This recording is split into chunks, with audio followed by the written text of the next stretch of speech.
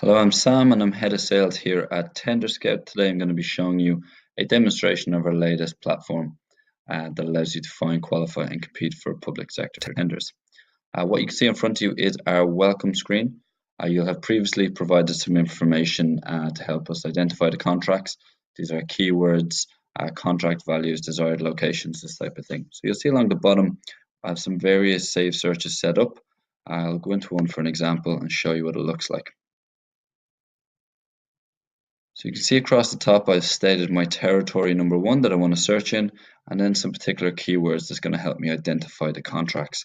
I'm also able to search by CPV code and by buyer name should I wish.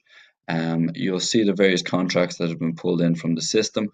These have been pulled from various portals that we use across the world. On the left hand side you will see the contract value.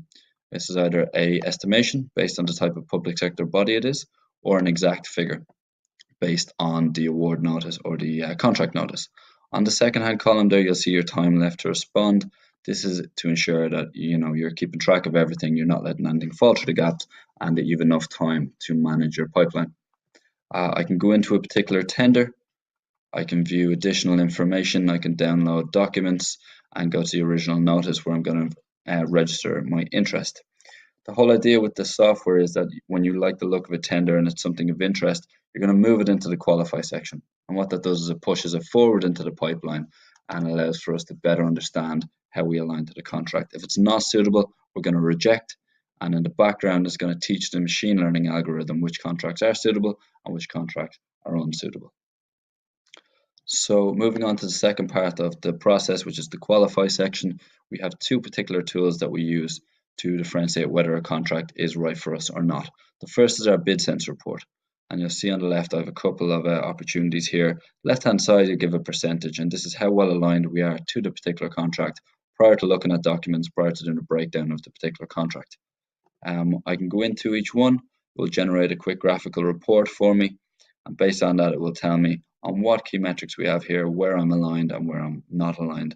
So in this particular instance, you'd probably be notifying your customer success manager. You'd let them know of the percentage and contract you're looking at. And in this case, we'd come back with a data report to say who the buyer has been working with, who the particular incumbent might be, how long they've had the contract for, what sort of contract value was awarded, and this type of thing. And the whole idea is to get some data behind the decision making and see if it's something that we can move forward, or again, reject if it's not so suitable.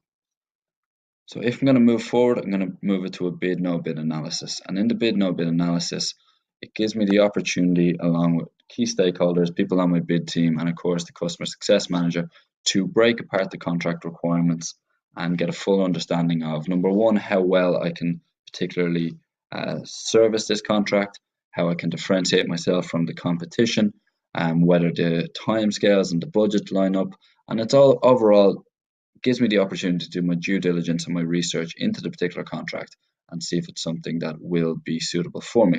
So you'll see the various sections here. I'll answer them. I will give a rationale that our bid team will pick up for additional insight, and at the end that's going to generate a report, and the report will look something like this.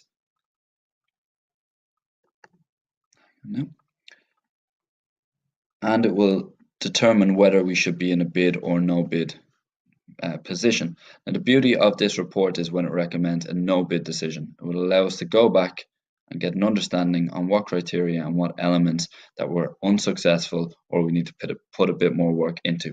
And it gives us the opportunity to change those particular questions. So in this instance, it's solution and size. I'll go back over my questions, I'll go back over it with the team and see if we're able to adjust our solution, adjust our argument, and better do so in the response. So at that stage, if we run that again and we get a bid decision, we know this is a contract that's first been qualified by the bid sense, secondly been qualified in the bid no bid analysis, and then we can move it into the compete element, which you'll see here. So when I move to the compete element, this is where we'll be looping in with our bid teams, and your customer success manager will curate this particular process.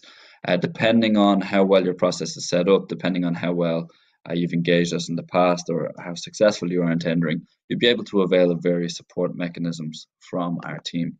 This can be anything from a piece of content from our template library.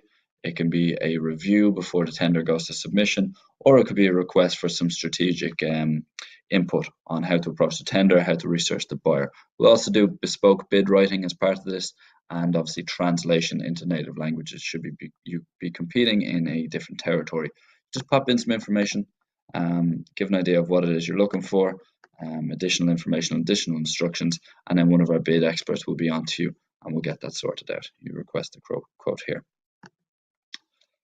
And then finally, when it comes to actually submitting the tenders and moving them into the proposal element, it's important for us to keep a track of, number one, which contracts have gone through and have been submitted, but also of that, which have been successful, which have been unsuccessful, and the rationale behind that. So when you move it into the submitted part of your inbox or part of the compete section, you'll be able to provide additional information on your scoring. So it's always advised that after you get your debrief letter that we'll break it down and go through it with you and get an understanding of where you scored well on certain elements of the particular contract. Now, this is quite important after the second and third iteration. You'll then be able to establish and understand, right, in terms of your approach to the tender, in terms of your costing models, which one has been highly scored, which one was maybe lower scored, and why.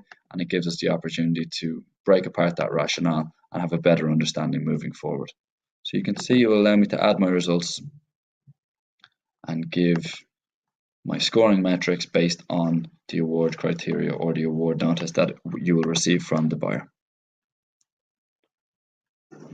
And again, once we put in that information, there's a track record of that, meaning that at the end of the year, at the end of the quarter, we're able to go back over our data, go back over our activity over the past period and understand what was working for us and what was not working for us. And again, it's going to allow us to have data behind the decision making coming into the next quarter or into the next period of activity. So that's pretty much it for the particular demonstration today.